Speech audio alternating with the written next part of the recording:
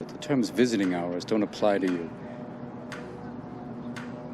You don't know about real loss, because that only occurs when you love something more than you love yourself. I doubt you've ever dared to love anybody that much. I look at you, I don't see an intelligent, confident man. I see a cocky, scared, shitless kid. But you're a genius, Will. No one denies that. No one could possibly understand the depths of you. But you presume to know everything about me because you saw a painting of mine. You ripped my fucking life apart. You're an orphan, right?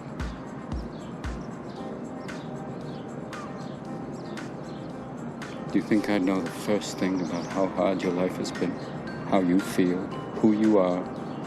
Because I read Oliver Twist? Does that encapsulate you? Personally, I don't give a shit about all that, because you know what? I can't learn anything from you. I can't read in some fucking book. Unless you want to talk about you, who you are. Then I'm fascinated. I'm in. But you don't want to do that, do you, sport? You're terrified of what you might say. Check 1 2 1 2 1 2 1 2. Hello, this is Niles Lesh, and we are here on the Jaye and Lesh Show.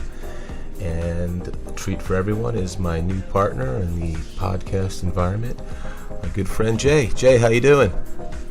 Hi, Niles. How's everything with you today? I'm very well, thank you. You? Good. Tell us a little bit about yourself. What's your background?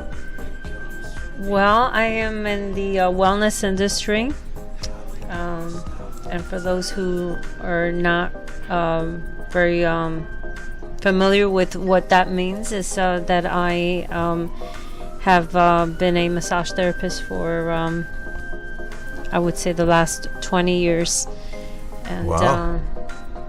Very experienced at it as well. So, massage therapy, huh? So there must be some crazy stuff in the massage therapy world, huh? Yes, I would say so. So you've been doing it for 20 years. You must really like it. Yes, I do love what I do. What's your favorite part about it? Well, there's a certain sense of satisfaction that a person who's in the industry that I am gets from this, and it's you generally helping people, and you know.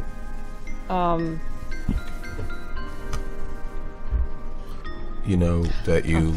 Well, they feel good that after they're done. They have that happy look on their face. Exactly. So you get a good sense of feeling afterwards that you know the results, because they're very grateful. So you get like a kind of an instant feedback that you did a good job. Yes. Oh, that's cool. Let me ask you this: what's your? Do you have like something about the industry or the business that you don't like? Well, there was very disturbing news that a good friend of mine brought up to me. What's that? Recently, and every once in a while you'll hear someone that is venturing in something in this field that is, like I said before, disturbing, in the sense that they're trying to be innovative and different and unique, but not proper. And the recent news that I heard was about someone, and I won't mention names, but she's got a different approach. Oh yeah? What, like a happy ending? No, actually, no. Not I don't. Well, I don't know that. I haven't been able to confirm that. Okay. I'm sure that's part of. Of what's the story on this approach? Well, I was informed by my friend that and it's in the news now, And for quite some years, this individual, and she's a female therapist, she goes around and she bites the skin as a form of therapy. With her mouth. Yes. She bites them. Yes. So she bites. Do they know that they're going to be bit? I'm would, about 98% sure. I guess after the first one, they know they're going to be bit. Is that like you went to a massage therapy school, so there's probably like you have a license and there's a do's and don'ts kind of thing. Is biting something that's even allowed? Is that No, it's not even a chapter in any of the book. It's kind of a wild card off the charts kind of a thing. Yes, you could say that. Huh. So what's the advantage of biting? Is that? Well, there's an advantage for her. Which is? I don't know. I don't know her personally, but I'm thinking it's a fetish. It's a fetish that now she's getting paid for her or for her clients. Yeah, well, it's a fetish for her, obviously, and the fetish has turned into some cash. Oh, okay. And so it's lucrative. She's making money doing it. Yes. Okay. Well, I get that. So it's like considered a specialty service. Is it like a one type of? She's the only one doing it, or is it like a? I don't school know. It's I really don't know, but I didn't know until recently, and apparently she's been in the business for maybe over 30 years. Doing this. Yes. And it's weird, and you just heard of it just now. Yes. Interesting. Well, how did you hear it? Was it like on Facebook or the news? Well, it's obviously now it's on mainstream, so people are posting it and whatnot, and she has a select clientele, like a private client list. Yes. Kind of a thing. Okay, so it's not illegal apparently. It's not illegal yet because it's she's gotten away with it for quite some time. Like, is there like a safety factor or sanitary or like if you break the skin, right? Blood transfers and a lot of things can happen. I think a lot of things are happening, and we're not aware of it. And if you're in the industry, you probably take this news a lot differently. Do you think she uses a dental dam? You ever see those things? The dental dams, they use that? I thought about that. I was trying to process it, and that was one of the things that I considered, some of the details that I considered in my mind, that possibly she's not using her real teeth. Oh, like what? Like an application or Yes. something she wears in front of her teeth? Yes. Oh, okay. So the client, we get the sensation of the bite, but definitely not the... I guess the risk factor. Yeah, I don't think but it's her real like teeth. Saliva I don't think it's and her stuff teeth, involved. and this way maybe she's able to. She might have started with her own teeth. Okay. There's a lot of theories behind it. Oh, so wow. So I mean, is this something you would ever consider doing? No. Or? No. No. Do you know anyone that's even? No. Okay. I don't care to know. Yeah, that's pretty crazy because I mean, some of the other stuff or stigmas you hear about massage therapy or therapists is just the happy endings and the rub and tug places. Well, let's say, all right, without the biting, is there any practice that's going on right now that you either think is a boon, like a great thing, or that like shouldn't be happening in the industry? Because massage therapy, the massage business has really exploded over the last 20 years, which you probably know that you've been in. I mean, it's a huge business, at least in terms of the amount of end users that are taking advantage of getting massages. There's Massage Envy and giant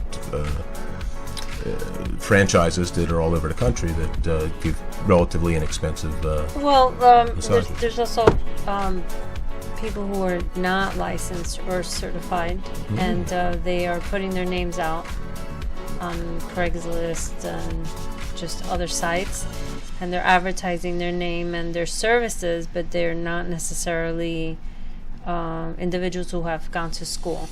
So they're just doing it as a business. Isn't that illegal? It is don't you need a illegal, license? but in most states, like New Jersey, New York.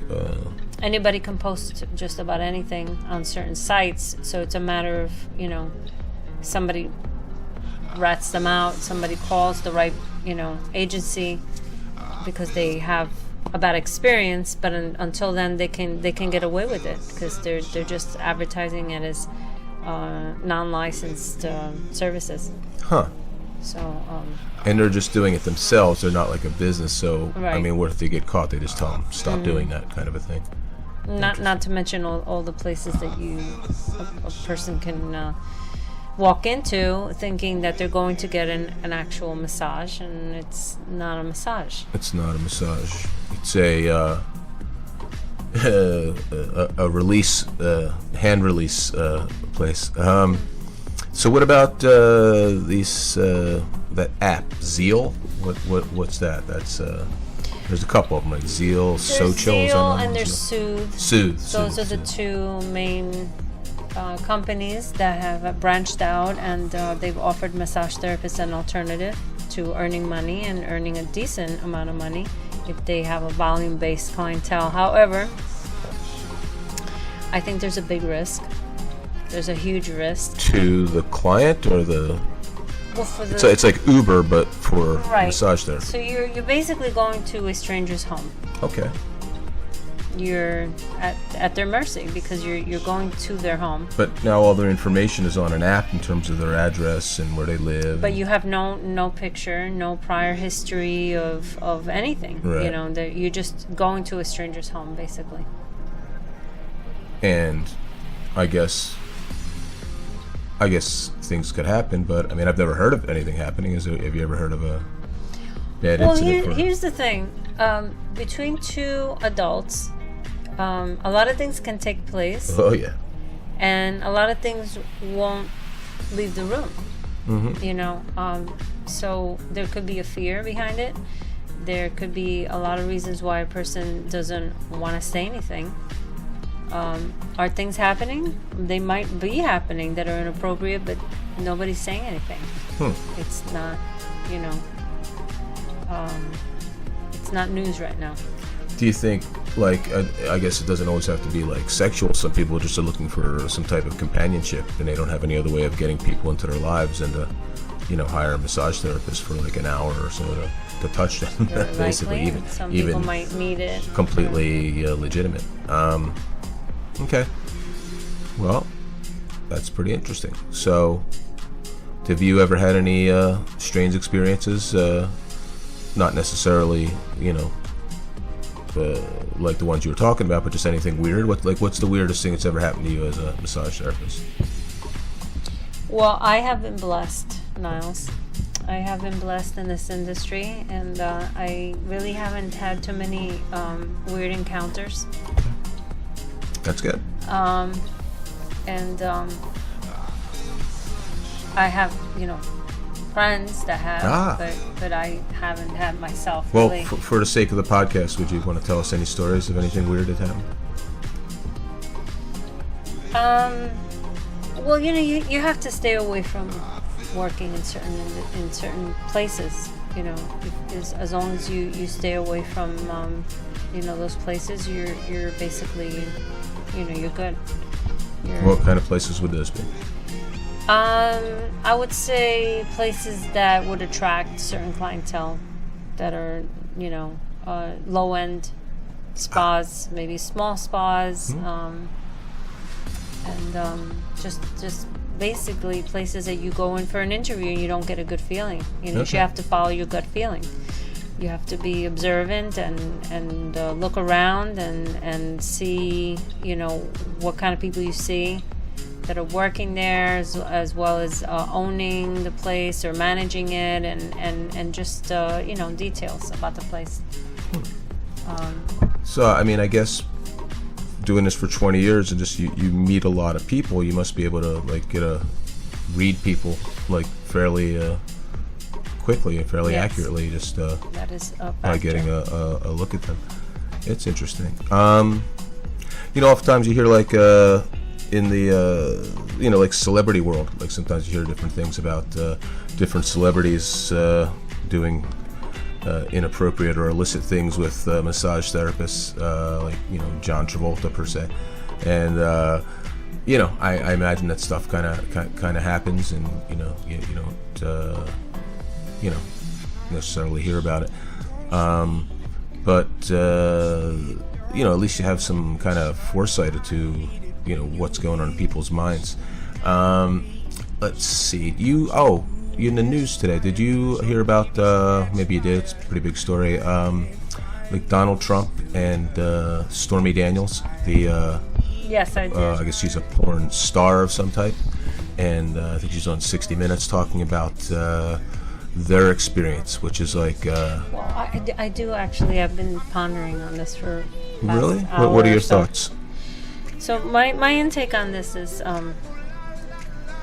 So you can be a porn star, a massage therapist, or whatever, anything that has to do with a service professional of any sort, client-based. It's up to the individual if they want to continue seeing this client. Now, there's got to be a chemistry.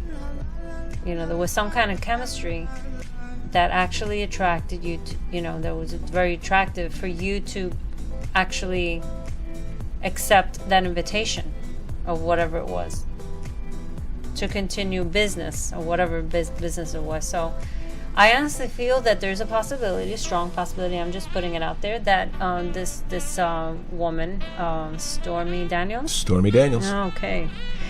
Great name, right? I don't know if that's a woman. Yeah, I have my suspicions. That's a porn name, right? No, by the way, I really don't think. I think it might be similar to her name, but not quite. But I think there's a strong possibility that she had a strong chemistry with Donald Trump. Sure. So she was getting paid well, I'm sure. Good amount of money. I think she enjoyed his company to some degree. I mean, I think on a 60 Minutes thing, she was saying, the Anderson Cooper was asking her, do you think this was going to lead to something bigger? And I mean, and she at the time had to know that not only was Donald Trump married, but his wife was pregnant with his son Barron. And I mean, it was kind of a long shot, I would have to think, that that it would lead to something else. But I guess that attraction's there.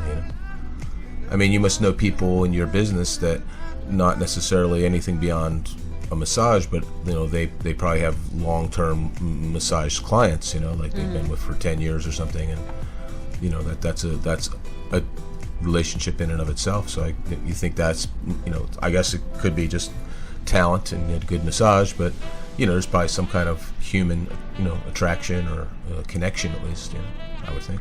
Yes, you're right.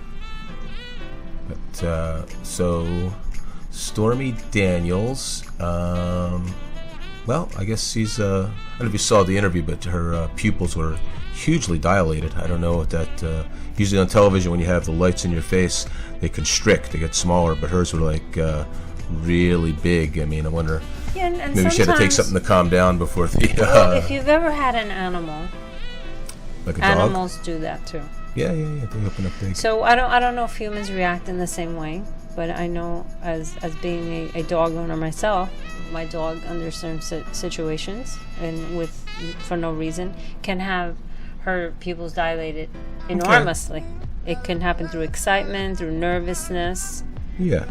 Well, no, you're probably onto something, because when you get like triggered emotionally, you go into more of your animal like state, and then you'll do your pupils will open up, as opposed to when you're more focused in your human cognitive mind. I think that's a thing that happens when people get scared. When you get scared, your eyes open up real big.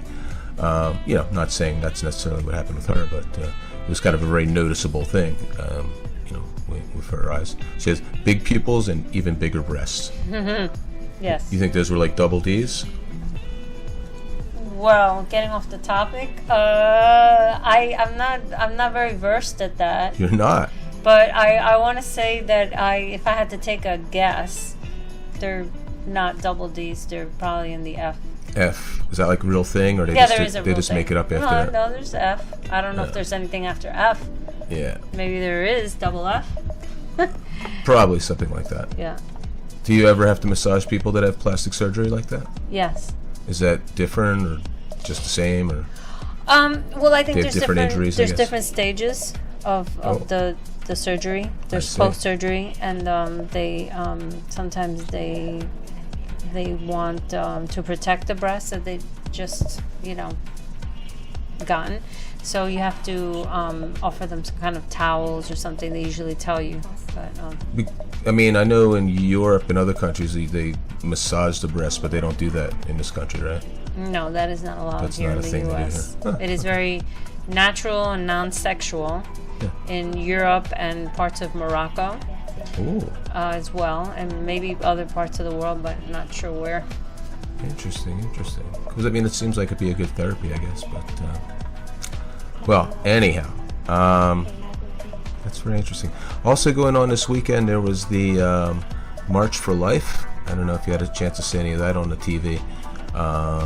That's sort of these kids, because of the shooting in Florida. They were protesting, asking for some kind of change from the government, and it's kind of neat to see all these kids out there speaking in their mind. I mean, you like to speak your mind. Do you think that's something you would do if you were a kid and there was a shooting at your school, that you would go out and I think ask the the government to make young changes? generation has been affected by it. It's become repetitive now. It's more in the media. It's more common to see it, and so you have the younger generation that are not acting at their age. They're much more mature, and it's probably hit home. So some of them they've lost somebody that was very close to them. A friend, and so that has triggered something, to act out. I think it's another thing that, like we were talking about with Stormy Daniels, is that when you get emotionally triggered, something hits you in your gut, and you just react. You react in this very visceral way, which is real and it's passionate, but it's rarely intelligent, and you can't. It's not a good idea to make decisions based upon your emotions, especially in an emotional So do you state. agree with it? Well, no, I think it's okay that people come out and they make their plea, but certainly, I don't want emotional teenagers dictating the legislation for the country. I mean, certainly say your piece. In this country, we have the freedom of speech, and that's not restricted by age. You can come out and say whatever you want, but the government, we hire adults. I mean, you can criticize them for whatever reason you want, but the reason that you make better decisions as an adult than you do as a teenager is for that reason, is that you've learned to control your emotions and live through them and make decisions based upon facts as opposed to emotions. Anyhow, just thought I'd put that out there. So I know that you're a good dancer and a good cook. And I think these are things we could definitely get into talking about. But I would say, for your first visit today on the Jaye Lesh Show, you did a great job. I just want to thank you for coming in. Well, thank you for having me. It was a real pleasure to have you here, and I'm looking forward to doing some more shows with you. Okay, take care, Jay. See you next time. Be here again. All right. That's not live, right?